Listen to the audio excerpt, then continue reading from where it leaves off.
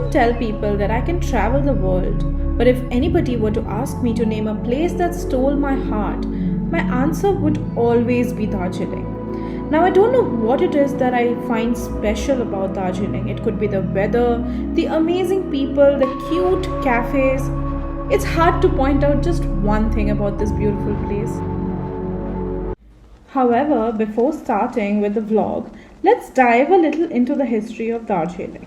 And to do so, let's travel way back to the year 1642 when the first Chogyal of Sikkim, Phunchok Namgyal, was crowned and he were to rule the kingdom of Sikkim, which also comprised of the region that is today known as Darjeeling. There was no end to unrest in the region, and eventually the Gorkhas ascended, and by the 1780s the entire area belonged to Nepal. Now let's fast forward to the year 1860. The Treaty of Sugauli was signed between the East India Company and Nepal, following which Nepal's boundary line was established.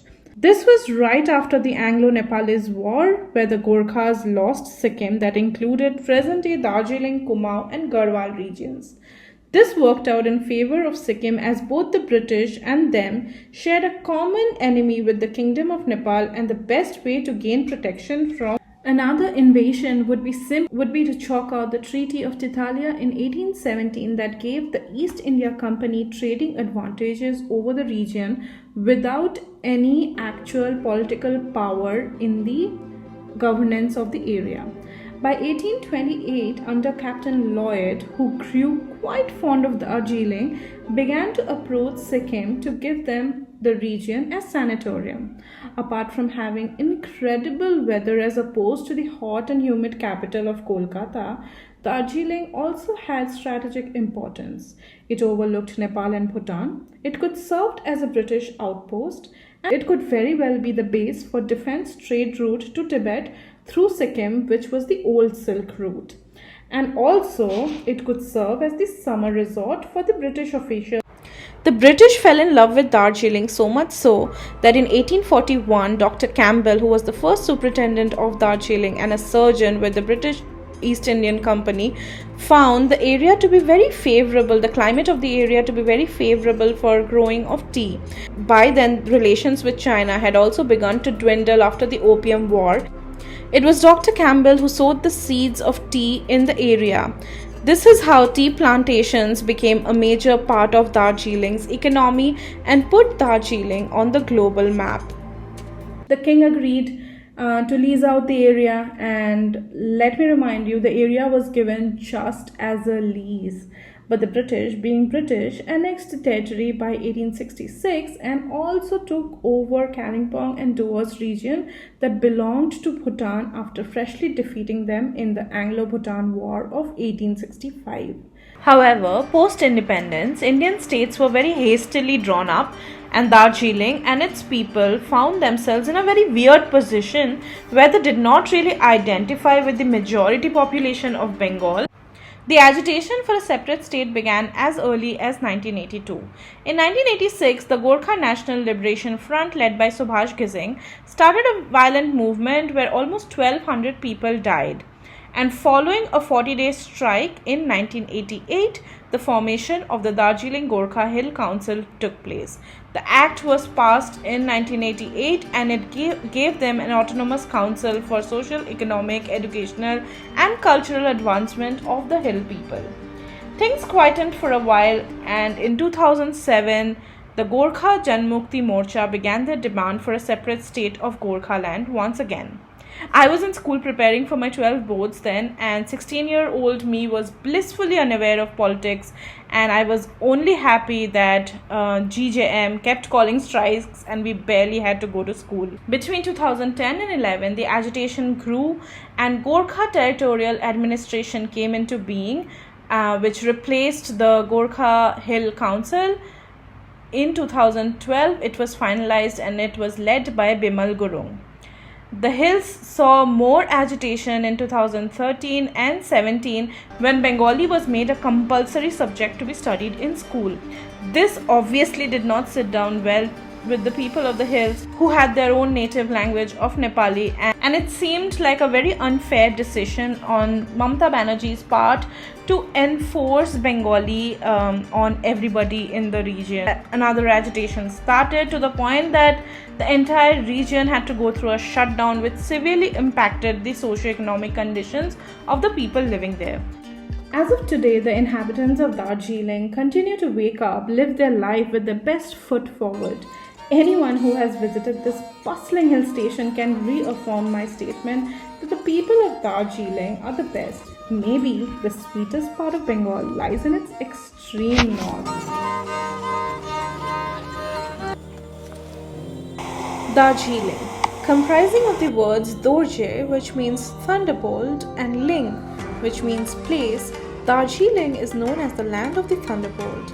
This is where you can wake up to the spectacular views of the Kanchenjunga. Guys, I don't know if you guys can focus, but there we have the mighty Kanchenjungas. Oh my god, it's such a spectacular sight. My camera isn't doing justice to the sight actually. A short drive from Siliguri of 2.5 hours will bring you to this beautiful hill station. As soon as you set foot into Darjeeling and after probably check in into your hotel, you must head to the mall square, which is known as Chaurasta. This is where locals and tourists alike sit and watch people for hours.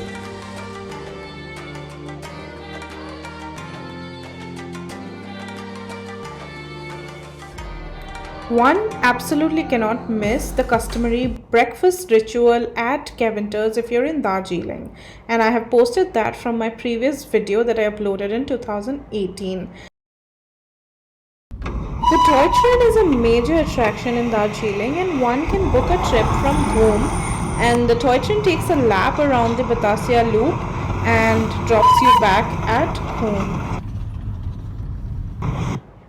Darjeeling is also an absolute shopper's paradise. From small souvenir shops to hand knitted garments to thrift stores and a lot of different handicraft shops, you find a lot of things that you can buy from Darjeeling.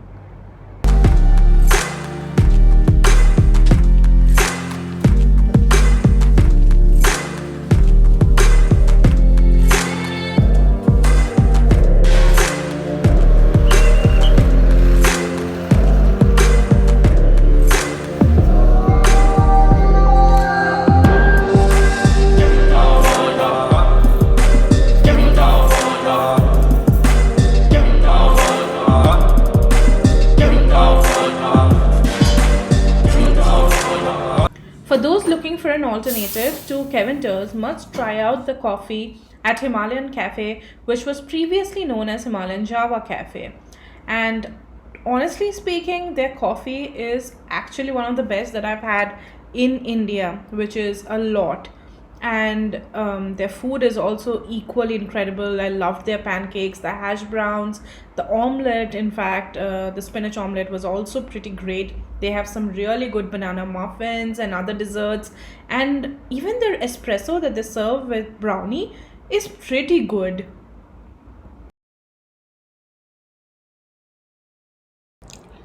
I'm a huge advocate of banning zoos because I feel animals should not be kept caged.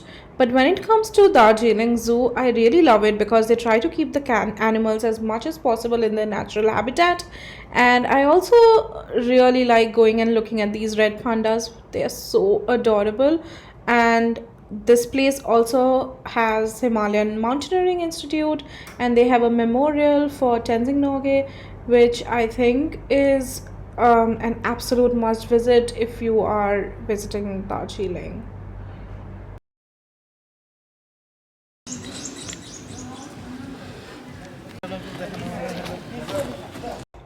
All that walking around the zoo is sure to get your appetite rolling. So, one of the best places to stop to feed your appetite would be Nawang's. They serve really a good local Nepali thalis, and the food is absolutely so earthy.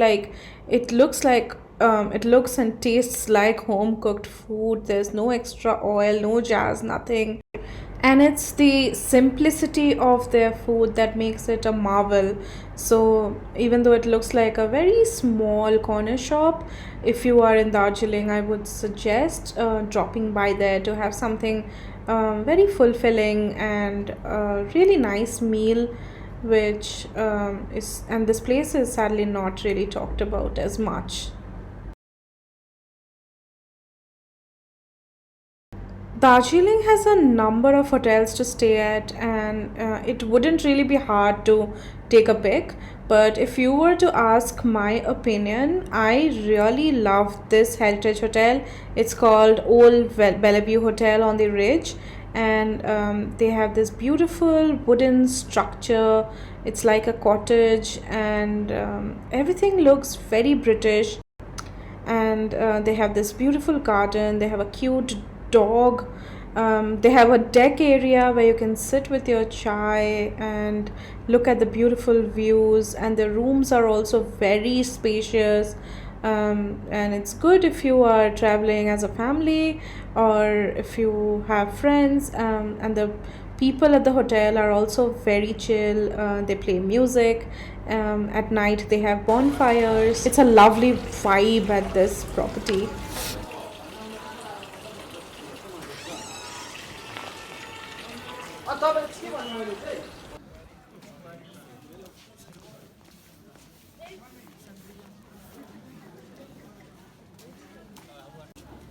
If you want to take a break from the cafes and restaurants in Darjeeling, the area also comes alive in the evenings, and they have a number of street food vendors. They sell chow mein, momos, and you can take your pick from there for your evening snacks, or as dinner. You also get a lot of pakoras and rolls and puchkas.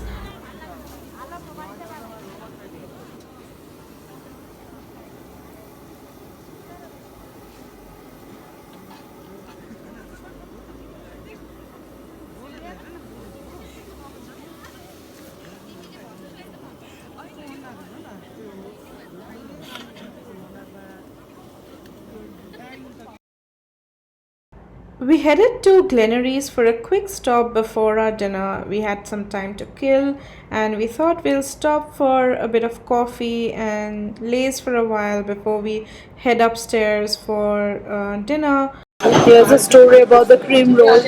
When I used to be a kid, I used to be obsessed with them. And one day, when I was having them, so the cream fell off, and I cried, and I cried, and I cried. Glenary is the restaurant area really comes alive in the evenings.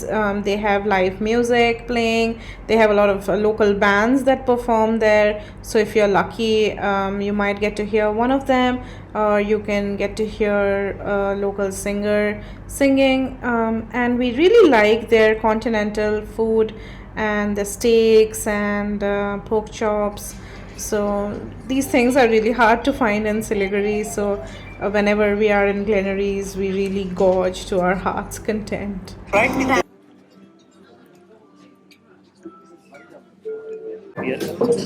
How do you like the outdoor section? Nice. I think they opened it new now. It wasn't there the last time we were here.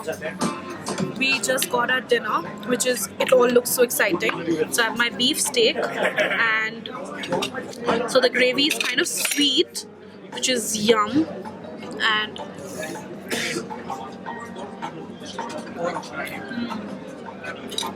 it's so freaking good.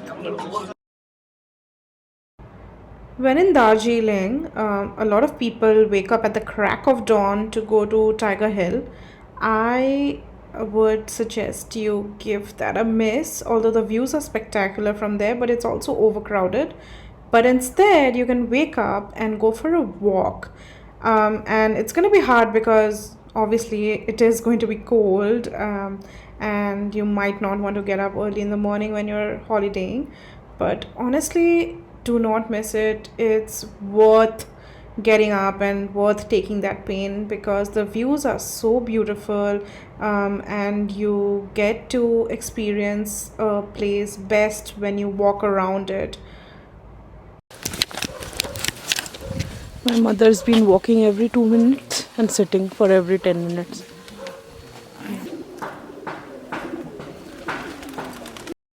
If you do the same walk later in the day, which is the loop behind Mall Road, through Siadas Road, then you'll find this lady selling aloo chop in one of the corners, and you must stop by and try some of her aloo chop.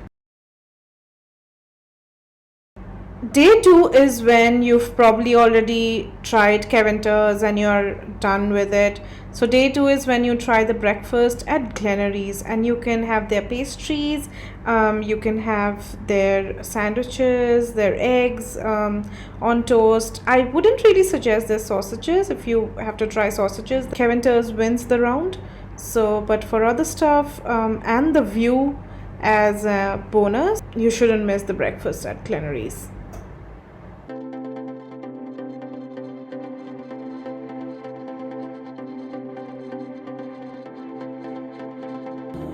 A stop to the Japanese Peace Temple in Darjeeling should be in your to-do list when visiting the place. The temple has beautiful wooden carvings on its walls that depict many events from Gautama Buddha's life. If a prayer service is going on when I am visiting, I always make it a point to sit there for 5 minutes and chant.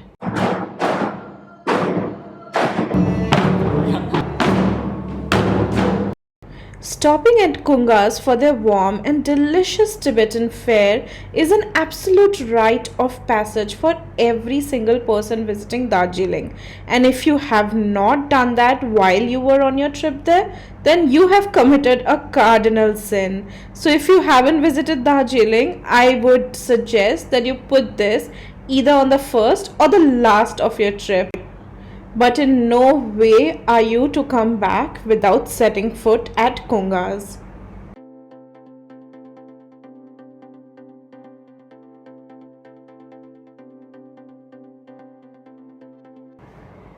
If you're at a loss, please look at my list, the items that I'm writing down. If you are visiting, these are the items that you absolutely must try. Their beef YY and their pork momo are to die for, and so is their pork chili with steamed rice. Oh, and you absolutely must end your meal with their hot lemon tea. It's gonna be a bit too sour, but you can always add sugar or honey to it.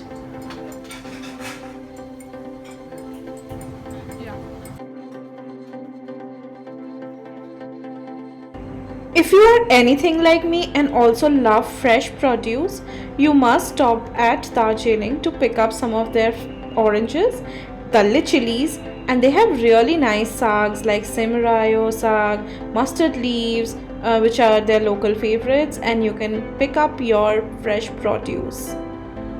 And remember how I was saying that I don't really know why I love Darjeeling so much? Maybe it's because I grew up so close to this beautiful hill station that all our retreats meant packing up our bags and heading here. Truth be told, it's never just one thing about Darjeeling. Maybe all its features are interdependent on each other, and you can't simply just pick one aspect and leave out the rest. From my first trip with my friends right after my 12th boards, to getting my first piercing and being just independent, like learning that I love to travel, and maybe this is where I began to find myself.